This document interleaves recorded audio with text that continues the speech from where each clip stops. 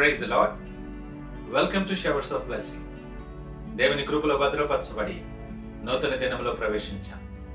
ఈనాటి దేవుని వాగ్దానం, నేను నిన్ను మరిచిపోజాలను, I will not forget you.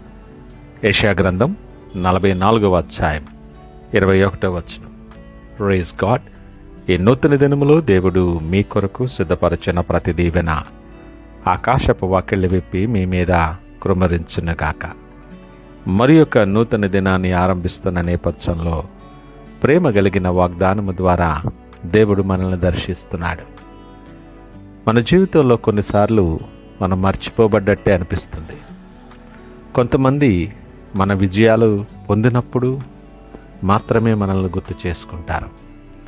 వాస్తవానికి కష్ట సమయాల్లో మనల్ని మర్చిపోతారు. కుటుంబ సభ్యులు, స్నేహితులు కూడా కొన్నిసార్లు మన భావాలను, పరిస్థితులను పట్టించుకోకపోవచ్చు.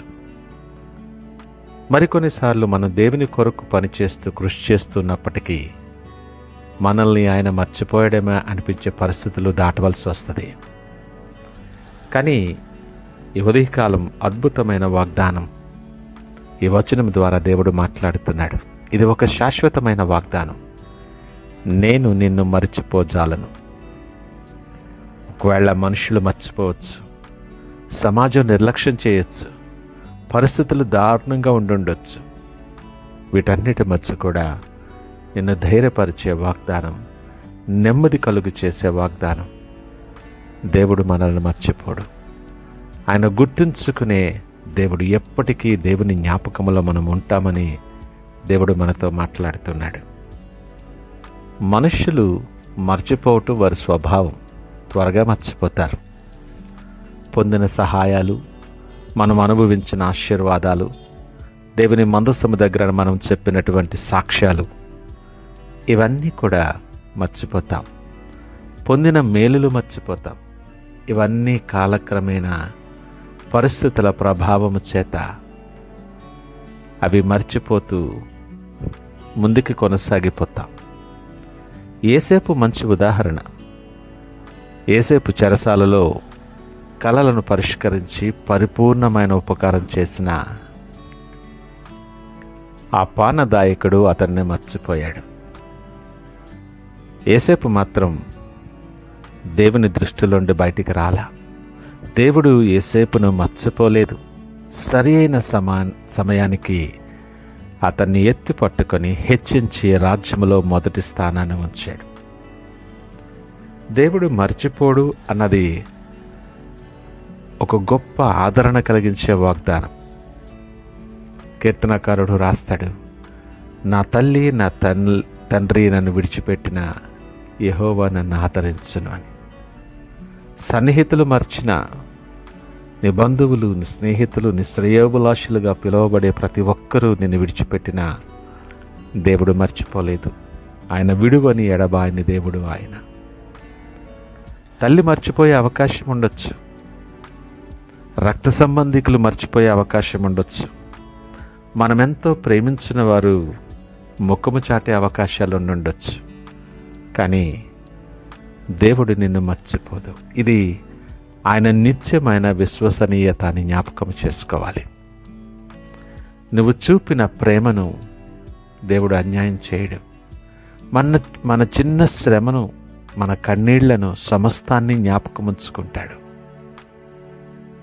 ఈ మాటలు వింటున్న ప్రియ దేవుని జనాంగమా, ఈ వచనం మనల్ని ఆత్మ పరిశీలన చేసుకోమని ప్రశ్నిస్తుంది. ఈ వాక్యపు వెలుగులో మన విశ్వాస జీవితాన్ని, భక్తి జీవితాన్ని ఒకసారి పరీక్ష చేసుకుంటే ఈ ప్రశ్న మనం వేసుకోవాలి. నా పరిస్థితుల రీత్యా, నాకున్న ప్రభావాల రీత్యా అనేక విషయాల మధ్య నేను దేవుని మర్చిపోయానా? దేవుని సన్నిధిని నిర్లక్ష్యం చేస్తున్నానా? ఆలోచన చేసుకోండి. ఆయన చేసిన అద్భుతాలను, ఆయన కృమ్మరించిన కృపను, ఆయన ఇచ్చిన పాప క్షమాపణను, ఆయన దయను నేను మర్చిపోయానా? ఆలోచించు. ఒకసారి ఆయన చేసిన గొప్ప కార్యాలను ఎంతో గొప్పగా, గౌరవంగాను మందసము దగ్గర నిలబడి సాక్ష్యాలుగా చెప్పుంటావే, మర్చిపోయావా? నువ్వు మర్చిపోతానని అనుకున్న చోట్లల్లా దేవుడు నన్ను మోసుకొచ్చాడు సుమా. ఈ దినము నేనేమై ఉన్నానో, ఈ క్షణము ఏమి అనుభవిస్తున్న క్షేమమంతా దేవుడిచ్చిందే అని మర్చిపోయావా? మనం మర్చిపోవచ్చు. మన బలహీనత అది. నరుని ఆలోచన బాల్యము నుండి చెడ్డది అని లేఖనం మాట్లాడుతున్న నేపథ్యంలో మనం మర్చిపోతూ ఉంటాం. కానీ దేవుడి దినాన్ని నీతో మాట్లాడుతున్నాడు. నేను నిన్ను మర్చిపోజాలను. నీ మార్గాలు, నీ కన్నులు, నువ్వు చేసిన పనులు సమస్తాన్ని నేను చూస్తున్నాను. ఏది నేను మర్చిపోను. ఆయన దగ్గరికి వచ్చినప్పుడు, నువ్వు క్షమాపణ అడిగినప్పుడు ఆయన మన పాపాలను మర్చిపోతాడు. కానీ మన ప్రయత్నాలను, నీ ప్రార్థనలను, నీ కన్నీళ్లను, విశ్వాసాన్ని అవి మాత్రం ఎప్పటికీ మర్చిపోడు. హన్నా ఒక మంచి ఉదాహరణ. ఏడుస్తూ దేవుని మందిరంలో ప్రార్థించింది. చాలామంది నిర్లక్ష్యం చేశారు, కానీ దేవుడు ఆమెను మర్చిపోలేదు.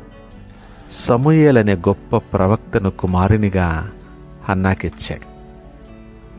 దానియేలు జీవితంలో కూడా అంతే. సింహాల గుహలో పడవేసిన దేవుడు మర్చిపోలేదు సుమా. తన దూతను పంపి రక్షించాడు. ప్రియ దేవుని జనాంగమా, ఈరోజు నువ్వు ఒంటరిగా ఉన్నావని అనిపిస్తుందా? నా తోటివారు, సొంతవారు, బంధువులు, శ్రేయభిలాషులు అందరూ మర్చిపోయారు, విడిచిపెట్టారని అనిపిస్తుందా? ఎవరూ పట్టించుకోవట్లేదని బాధపడుతున్నావా? దేవుడు చెప్తున్నాడు, నా బిడ్డ, నేను నిన్ను మర్చిపోలేదు. నీ కన్నీళ్ళు, నీ ప్రార్థనలు, నీ విశ్వాసం నాకు తెలుసు. నేను జ్ఞాపకం చేసుకుంటున్నాను.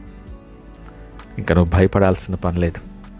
నీ శ్రమ వృధా కాదు. నీ విశ్వాసానికి ఫలితం తప్పకుండా దేవుడు అనుగ్రహిస్తాడు. ధైర్యంగా ఉండండి. నీ పేరు ఆయన గ్రంథములో లిఖించాడు. ఆయన ఇప్పటికీ మర్చిపోడు. ఈ నూతన దినాన్ని ఆ ధైర్యముతో, ఆయన వైపు చూస్తూ, ఆశ కలిగి నిరీక్షణతో ప్రార్థిస్తూ దినాన్ని ఆరంభిద్దామా? ప్రార్థించుకుందాం. మహోన్నతుడు, నమ్మకమైన మా యేసయ్య, స్తోత్రాలు, వందనాలు. ఈ ఉదయకాల సమయం మరొకసారి మాతో మీరు మాట్లాడి బలపరిచినందుకు మీకు వందనాలు. పరిస్థితుల ప్రభావం చేత నేను విడిచిపెట్టబడినట్లే నా మనసుకు తట్టి ప్రభా, నేను కృంగి ఉన్న నేపథ్యంలో ఈ నీ వాగ్దానం మమ్మల్ని ఎంతో ఉజ్జీవింపచేసింది. అవును, మా ప్రియులు, మా చుట్టూ ఉన్నవారు మమ్మల్ని మర్చిపోయినా నువ్వు విడువని ఎడబాయని దేవునిగా నేను మర్చిపోజాలను అని మమ్మలను బలపరిచారు. నీకు వందనాలు అయ్యా. నా ప్రార్థన, మా కన్నీళ్లు, మా విశ్వాసం సమస్తము చూస్తున్న దేవా, మీకు వందనాలు. మా ప్రయాసని అందు వ్యర్థము కాదని నీవిచ్చిన వాగ్దానం చొప్పున వందనాలు తెలియచేస్తూ, ఇదిగో నీ చేతులకు మమ్మల్ని అప్పగించుకొనుచున్నాం. నడిపించి, బలపరిచి, స్థిరపరిచి మీరే మహిమ, ఘనత, ప్రభావాలు పొందమని యేసు పరిశుద్ధ నామమున అడుగుచున్నాం తండ్రి. ఆమేన్. God bless you.